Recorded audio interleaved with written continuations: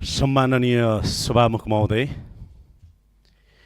म यो सदनमा पहिलो पटक सम्बोधन गरिराख्दाखेरि म यो सदनबाट बानेश्वरमा रहेको त्यो संसद भवनको आसपास सम्झिरहेको छु।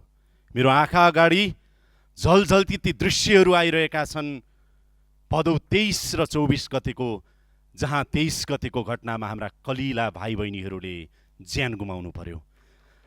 छातीमा ड्याङ ड्याङ गोली लाग्यो, टाउकामा गोली लाग्यो। सभामुख महोदय, सडकमा रगत असरल्ल भएर बग्यो। त्यो शहीदको रगत अहिले तिनका आमा र परिवारको आँसुबाट झरिरहेको छ। त्यो दृश्य अहिले पनि मेरो आँखा अगाडि झलझल्ती बगिरहेको छ। म सभामुख महोदय मार्फत सरकारलाई आग्रह गर्न चाहन्छु, जुन जेन्जी सम्झौता गरिएको छ 10 मुदे, त्यो सम्झौताको अक्षरशः पालना गरियोस् सभामुख महोदय। र मलाई गर्व छ, म तत्कालीन प्रधानमन्त्री सुशीला कार्की नेतृत्वको सरकारमा रहेको सरकारको प्रवक्ता र सञ्चार मन्त्री भइराख्दा र त्यो सरकारले जेन्जी आन्दोलनसँग गरेको सम्झौता यताउता भयो भनेदेखि स्वीकार्य हुने छैन, अक्षरशः पालना होस्, यो भन्न चाहन्छु। र म यो सदनलाई पहिलोपटक सम्बोधन गरिराख्दाखेरि सभामुख महोदय, म के अनुरोध गर्न चाहन्छु भने, हामी मध्ये कसैलाई पनि लागेको थिएन कि सम्भवतः यो चुनाव फागुन 21 मा हुन्छ भनेर। धेरैलाई लागेको थिएन, तर हामीलाई विश्वास थियो। त्यति बेलाको सरकारले, त्यति बेलाको सम्माननीय प्रधानमन्त्री सुशीला कार्की ज्यूको नेतृत्वको सरकारले पार्टीका ढोका गएर, नेताका ढोका गएर हरेक राजनीतिक दलहरूसँग वार्ता गरेर चुनावको वातावरण बनाएर आज चुनाव सुनिश्चित भएको छ। त्यसको परिणाम आज सम्माननीय सभामुख महोदय, यो संसदभित्र म के देखिरहेको छु भने, अब पुराना पातहरू हट्दै गएका छन्, नयाँ पालुवाहरू पलाउँदै आएका छन् र बसन्तको बहार भएको देखिन्छ।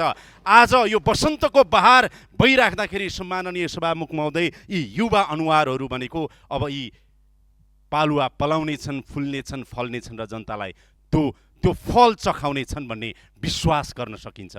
सम्माननीय सभामुख महोदय, आज राजनीतिक पोलिटिकल प्याराडाइम सिफ्ट भएको छ।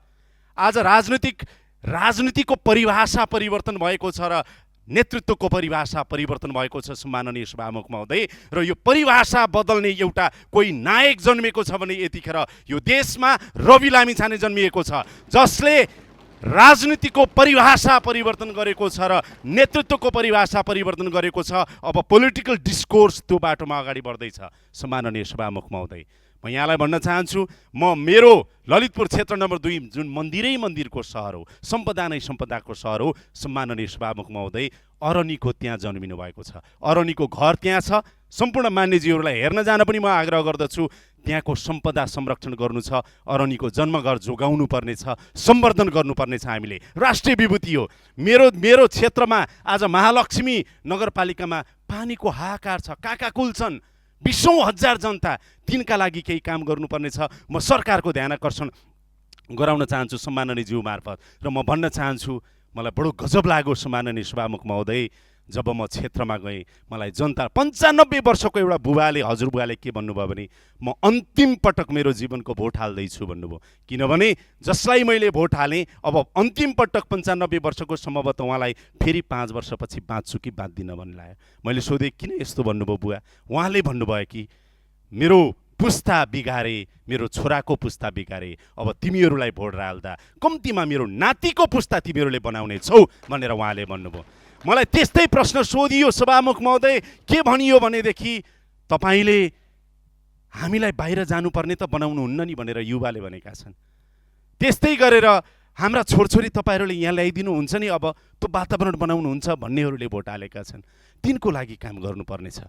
म सरकारको ध्यान आकर्षण गराउन चाहन्छु। र अन्तिममा म के भन्न चाहन्छु भने, सभामुख महोदय, शक्ति पृथकीकरणको सिद्धान्तले न्यायपालिका, कार्यपालिका र चाहिँ व्यवस्थापिका जुन छ, व्यवस्थापिका सार्वभौम संसदको गरिमा बढाउने कुराहरूमा मलाई थ्याचरको एउटा भनाइ याद आउँछ कि यो रबर स्ट्याम्प जस्तो नबनोस्। यो देश पहिला किन बनेन भने कार्यपालिकाको छायामा सम्पूर्ण संरचना भए, कसैलाई त्यो खालको कानुनले दिएको अधिकार प्रयोग गर्न योभन्दा अगाडि दिएन, त्यो अवस्था यहाँ नआओस् भन्न चाहन्छु।